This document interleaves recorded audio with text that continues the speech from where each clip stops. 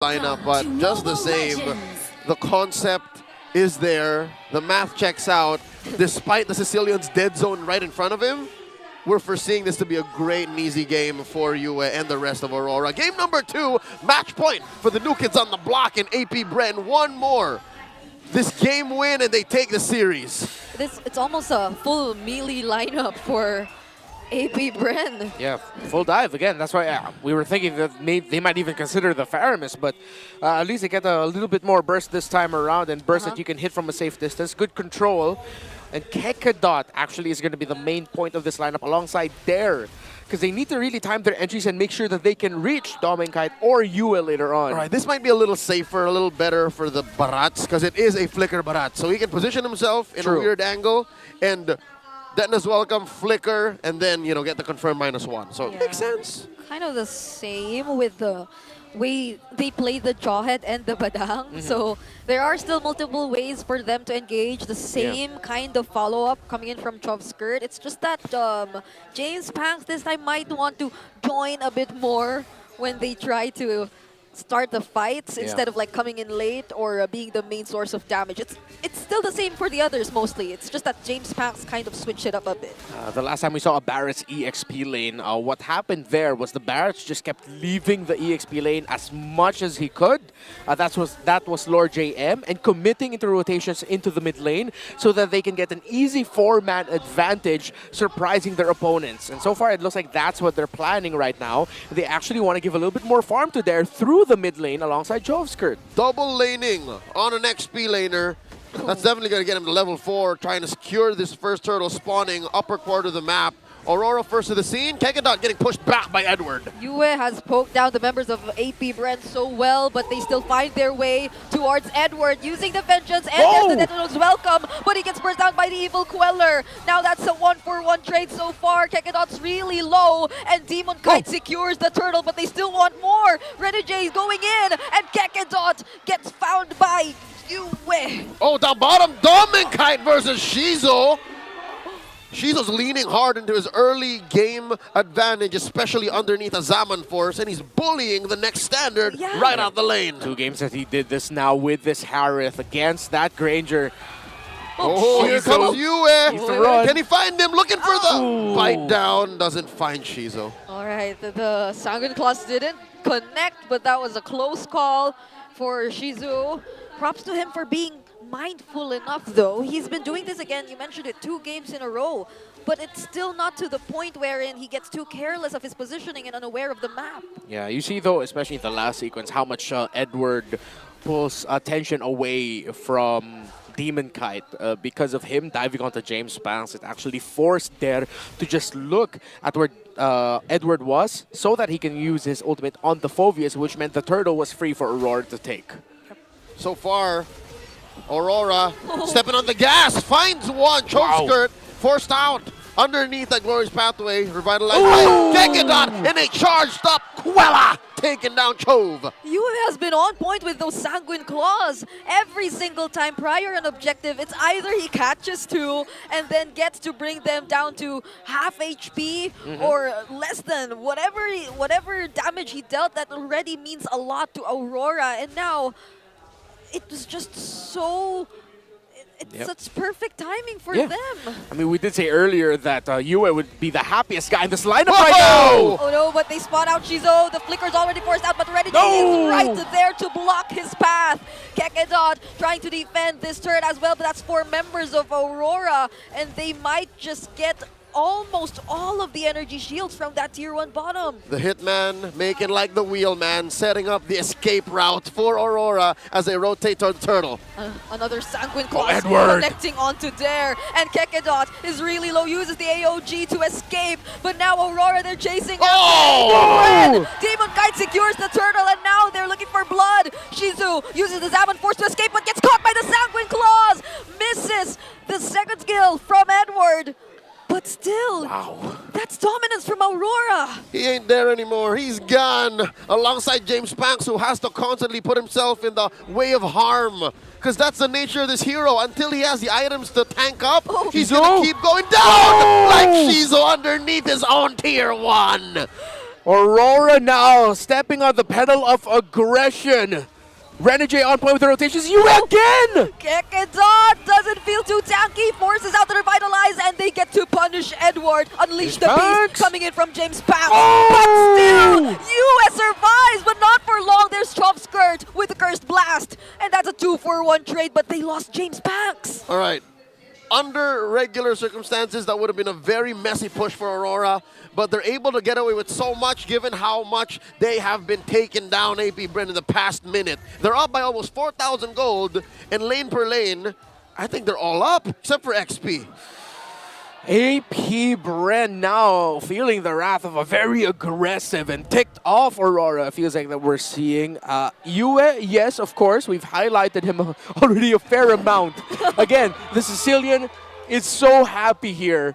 And he's been on point with the Sanguine Claws and the Bat Impact. But another one I really want to highlight here is Edward has just been a menace. He's maximized, especially the last big team fight that we saw.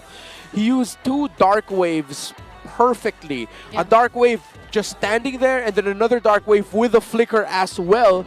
It really just goes to show how much of a problem this Phoveus is. And when the Phoveus from afar is getting a lot of supplemental damage from the Granger, from the Sicilian, then Edward, alongside the Sicilian, is the happiest guy in the lineup. Yep, this feels like one of the most significant changes in terms of the draft coming in from Aurora compared to game number 1. This time around, Shizu actually has to think of someone. And Edward playing the Phoveus into the Harith is actually opening up so much more possibilities for Aurora in terms of engaging in team fights as compared to how they were forced to play it a little too cautiously in game number 1. So, yes. This AI trend is getting out of hand. That's AI? Yes. 2 of these pictures are real. Yeah, only 2 of them, right? Moving on. About 40 seconds until the game resumes, and congratulations, you two. Here's the thing. It's not too late just yet. Did he say yes, or is he... Did capable of? Even they don't know. Exactly. It's possible. You're right, Brigida. Yeah, so I don't know. I'm just waiting for everything to unfold, but as it's looking right now, still Aurora clearly in the lead, and unlike game number 1, they're much eager to convert objectives early on, so map control might be going into their hands a bit more early too. Amazing lead, especially for gold lane. That's almost 2,000 gold between Dom and Kite and Shizo. And this time, Dom and Kite ain't playing halfsies, man. He's rocking an early Sky Piercer. You can just go ahead and snowball out of that. And again, I'm just going to be repeating the same problem for AP BREN. They can't reach Yue. They can't just send Kekedot to dive because, again, that puts a lot of pressure on the rest of the line. Now, Aurora will get all turtles in this game. And AP BREN are just going to try to get resources elsewhere, try to get a push. Minion wave's not favorable up top, so they're looking towards the mid. They can commit one more heavy play to try! Oh, there's the flicker. Detona's welcome coming in from there, and the follow-up Avatar of the Guardian. So but tanky! Renegade cutting away or cutting off the members of AP BREN. Might just be enough for Aurora to find the counter engage. Dear Lord, they threw everything but the kitchen sink, and only Edward fell. Aurora telling AP BREN, let's do it again. It took them everything just to take down Edward. That's all the ultimates committed on the side of AP BREN just for that one guy. And again, we mentioned AP BREN can commit one more thing. Unfortunately, that one more thing didn't go so well for them. It was an EXP for jungler trade. Now they're at the point where their next engagements have to be a little bit more cautious. Looking at the items, he had to skip the Hunter Strike, did James Banks, wait straight into the War Axe. Already on the way to the Sad Sword is Demon Kite. Sicilian only has the glowing wand, surprisingly enough. He's really maximizing the crowd control he has. And in terms of the gold laner, only 1 item for Shizo, while already 3 for Dom and Kite. Oh, that's the Detona's welcome used to escape from there.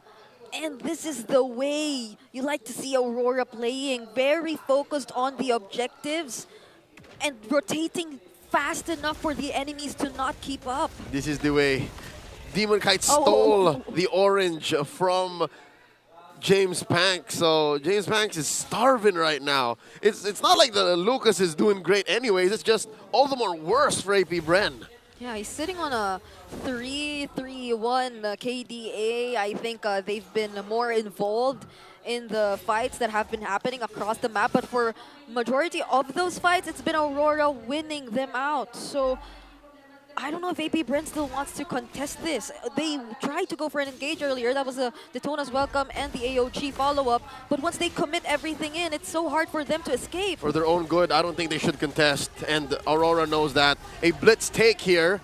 Well, kick it on James Panks. Check in range. AOG! Oh, they do not contest, but they still want to look for the kills. UM will be the first to fall. And the rest of the members of AP BREN are trying to run away because Keke Dot as well as James Panks Dear are... God! But they can handle it. They can deal enough damage. And they take out 3 members for 2. James Panks, he bumped into the wall. That's why he couldn't complete the kill there onto Demon Kite. But Aurora still got the Lord, and they can march forward with 2. With how much they can get, that's the biggest question, as the members of AP BREN will be a full 5-man in 3 seconds. Again, none of us on desk ever said, hey, if James Panks can bite down on the 3 of them and kill them, that would be a comeback for AP BREN. They did just that. Again, it rings true. How do I know what I'm going to... How do you know what I'm going to do if I don't know what I'm going to do? Yeah. From out of nowhere, James Panks found those kills. Yeah, and it was there probably with the call to still engage.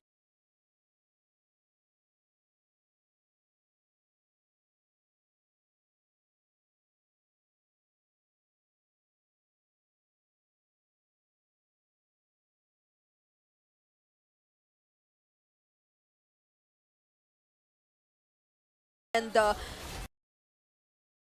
won't be able to cast the AOG. He already pressed it, but the damage was just too much from Aurora. They didn't let him go. And this is one of the key signatures of Aurora, the Suyo Granger.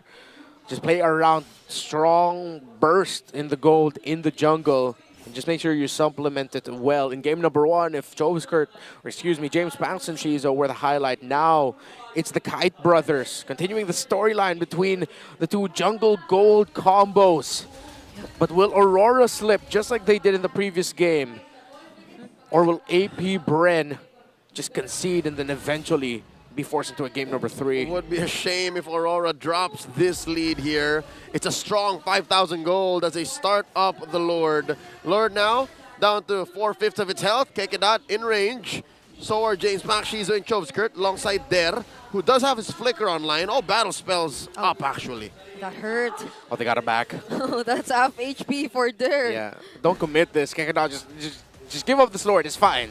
Yep. You can defend. I mean, Renjay also still has the glorious pathway, so they have a lot of things to consider, and they will just opt to defend. All of Aurora's turrets still standing. AP BREN have barely crossed the river. In 12 minutes 45, it's 236 stacks already onto you. It's not going to be an easy defense for AP BREN. Again, up against the Sicilian Granger combination, with how much it takes to take down Edward, who just built up the Athena shield as well. Yeah. It might be endable for Aurora. AP BREN just really needs to look into clearing up all the minion waves. Yep. Here goes the Lord in the middle lane. Glorious pathway already used as well, but there flickers in! They decide to take the battle out of the turret. Shizu though unfortunately falls, and Domenkite now gets a double kill. The Lord is still up as well, and 3 members are down for AP BREN. This is definitely it for Aurora, for the lights, and they will bring us to a game number 3. We're going all the way as Aurora even the score 1-1. After a week where we saw a lot of 2-0 results.